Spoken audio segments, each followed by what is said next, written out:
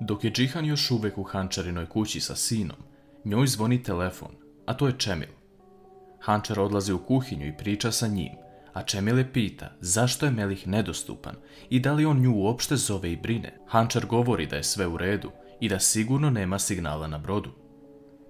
U jednom trenutku Gurur počinje da plače, a Derya čuje preko telefona bebin plač.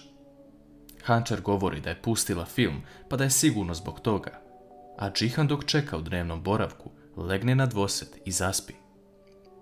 Hančar po povratku mobilnog poziva dolazi i vidi da je Džihan zaspao. Ona ga pokrije i kaže svojoj bebi u stomaku da će barem večeras njen otac prespavati u istoj kući kao i oni. Sutradan ujutru Hančar uzima Gurura kako bi ga presvukla u svojoj sobi. Džihan se budi i posmatra kako se Hančar igra i brine sa njegovim sinom. Ona u jednom trenutku kaže da će Gurur i njen sin biti braća, a Džihanu biva čudno što to čuje. Hančar ugleda Džihana i izvlači se iz situacije, govoreći da je to rekla jer su oni mnogo toga lošeg prošli, a da ne gaje decu na isti način. Džihan se slaže sa tim da će oni biti kao braća jer će odrasti u istom dvorištu i deliti svoje probleme jedan sa drugim. Fadime kuca na Hančarina vrata, ne znajući da je Džihan unutra. Ona joj donosi hranu i govori da beba mora jesti.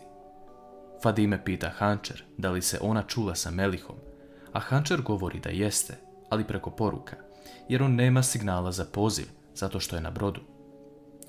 Džihanu i ovo biva čudno, jer je Hančar rekla da sinoć priča sa njim dok je pričala sa Čemilom. Hančar se vraća u dnevni boravak, a Džihan polako kreće sa Gururom nazad u vilu.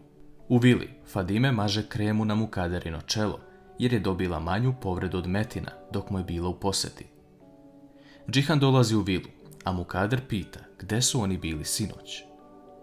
Džihan vidi povredu na Mukaderinom čelu, ali ona govori da se povredila kod ormara.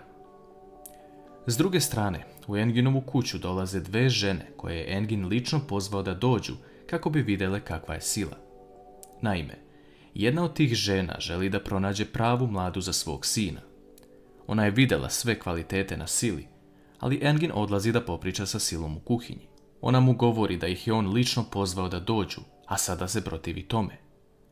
Engin govori da je neće dati nikome, te izmišlja nešto vezano za sina od te žene, kako on loš čovjek. Sila vidi da se ona sviđa Enginu. Engin se vraća u dnevni boravak i govori da se Sila neće venčati, ali i to da je ona opasna žena, te i zato upozorava na vreme. Vidimo jednu smešnu scenu gdje Engin izmišlja stvari na obe strane, samo kako bi Sila ostala kod njega.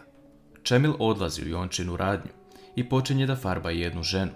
Međutim, u tom trenutku Derya dolazi na vrata, a Čemil se sakrije.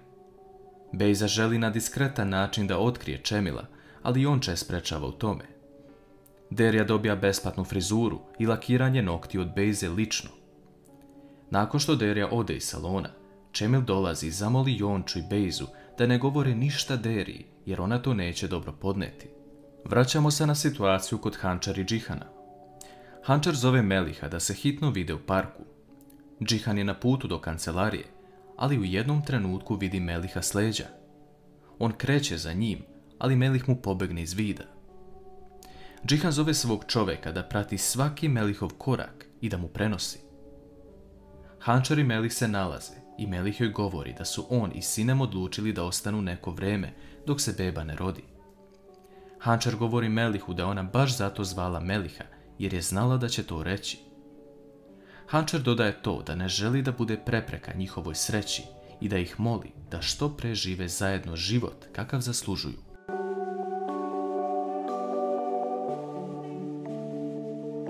Džihan odlazi kod Ertugrula kako bi malo popričao sa njim. Međutim, on vidi da Ertugrul ima goste, a to su njegova ćerka i unuka, koji ga mole da on i njegova žena krenu sa njima kako bi se pobrinuli za nju. Ertugrul priča sa Džihanom, govoreći da ne može otići sa njima, jer je njegova žena amanet od Boga. Džihan sluša Ertugrulove reči i shvata šta je zapravo poenta jednog braka. Ertugrul govori da bi ovo njegova žena isto uradila za njega, pa čak možda i bolje. On se brine o njoj, kupa je, sprema hranu i sve to radi sam, ali zato što je njihova ljubav mnogo velika. Džihan kasnije sprema Jigita, svog vozača, koji dolazi kako bi odvezao Ertugrulovu ćerku i unuku na avion. Hančer dolazi u Džihanovu kancelariju kako bi mu donela neke papire, ali Džihanu tada zvoni telefon, a to je čovjek kojeg je Džihan poslao da proveri informacije o Melihu. Taj čovjek govori da se Melih nije ukrcao ni na kakav brod i da nije otišao iz grada, niti države. Džihan smišlja plan kako da kaže ovo Hančer da je čovjek kojeg voli i za kog je udata zapravo pobegao od nje jer se bliži dan trudnoće. Međutim, u tom trenutku se Melih i Sinem nalaze u parku.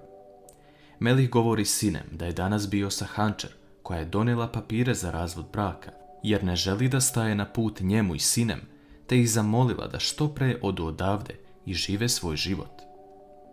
S druge strane, Čemil pokušava opet da ode kod Jonče da radi, jer je ovo posao koji mu se sviđa i želi da nastavi. Derija odlučuje da prati Čemila, ali srećom, Jonča vidi Deriju iza Čemila i govori mu da produži dalje. Čemil ugleda Deriju kako ga prati, ali ona govori da je krenula do prodavnice. Čemil tada odlazi kod Hančer na posao i pita je šta se dešava sa Melihom i zašto je tek tako otišao.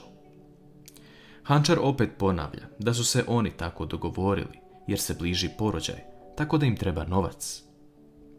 Čemil izvadi nešto novca i da Hančer, ali skida rukavice, a Hančer pita šta mu je sa rukama. Čemil počinje da otvara dušu prema Hančer, govoreći da je pronašao novi posao u kom uživa, a to je majstor boja. On radi u Jončinom frizerskom salonu, ima mnogo mušterija koje žele samo da ih on farba. Međutim, Čemil dodaje da tamo radi Bejza, što Hančer začudi. Nakon što Čemil ode, Hančer se pita šta Bejza radi u Jončinom frizerskom salonu, kada su svi mislili da je kod Nusreta. Džihan odlazi u Enginovu kancelariju i govori mu šta je danas naučio od Ertugrula, ali i to da Melih zapravo nije otišao na brod, niti iz države. Džihan, nakon što je naveo Ertugrulove reči, govori Enginu da tek sada ne želi da vidi Bejzu ispred sebe.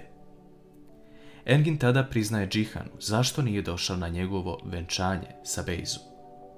Razlog tome je zato što je išao u policijsku stanicu, jer je jedan mladić pronašao ogrlicu koja pripada narukvici koju je Engin našao u Jasemininom stanu. Međutim, ta ogrlica je pronađena u kontejneru ispred vile Deviroglu.